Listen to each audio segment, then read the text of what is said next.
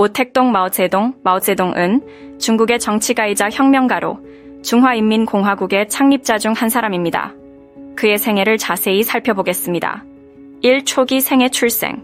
모택동은 1893년 12월 26일 중국 후난성 샤오산에서 태어났습니다. 그의 가족은 농민으로 어린 시절부터 농업에 종사했습니다. 교육. 모택동은 젊은 시절부터 교육에 관심을 가졌고 1971년 신해혁명 이후에는 진천에서 고등학교를 다녔습니다.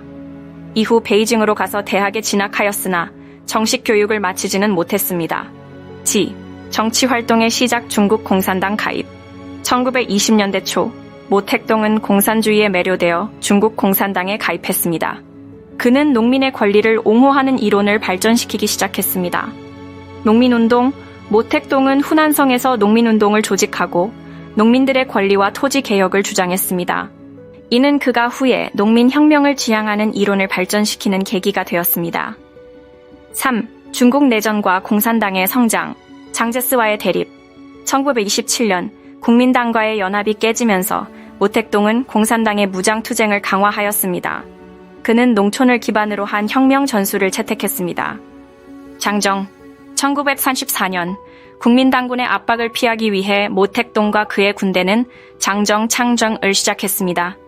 이는 1년 이상 걸린 대장정으로 모택동은 이 과정에서 공산당의 지도자로서의 입지를 확고히 하였습니다. 4. 제2차 세계대전과 국공합작 일본 제국주의와의 전쟁. 제2차 세계대전 동안 모택동은 국민당과의 연합을 통해 일본에 대항했습니다. 그러나 두 당 간의 갈등은 여전히 존재했습니다. 전후 상황.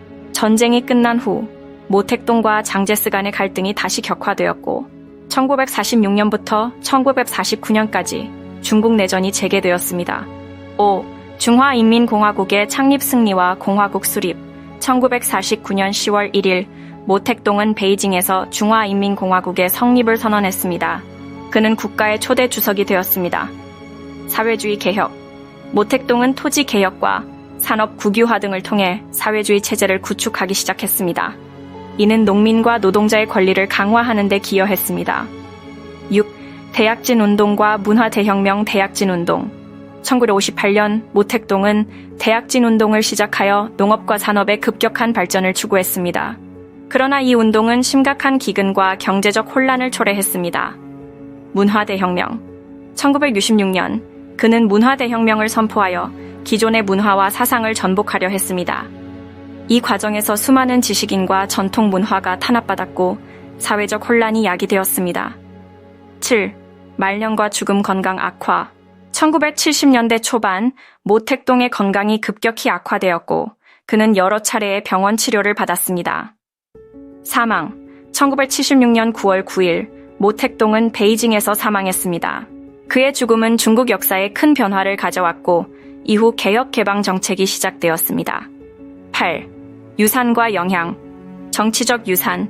모택동은 중국 공산당의 상징적인 인물로 남아있으며 그의 사상은 모택동 사상으로 불리며 여전히 중국 정치에 영향을 미치고 있습니다. 사회적 영향. 그의 정책들은 많은 긍정적 결과와 함께 심각한 부작용을 초래했습니다. 특히 대약진 운동과 문화대혁명은 수많은 인명피해와 사회적 혼란을 초래했으며 이러한 역사적 사건들은 오늘날까지도 논란의 대상이 되고 있습니다. 모택동의 생애는 복잡하고 다면적인 역사적 맥락 속에서 이해되어야 하며 그의 정책과 결정은 중국 현대사에 지대한 영향을 미쳤습니다.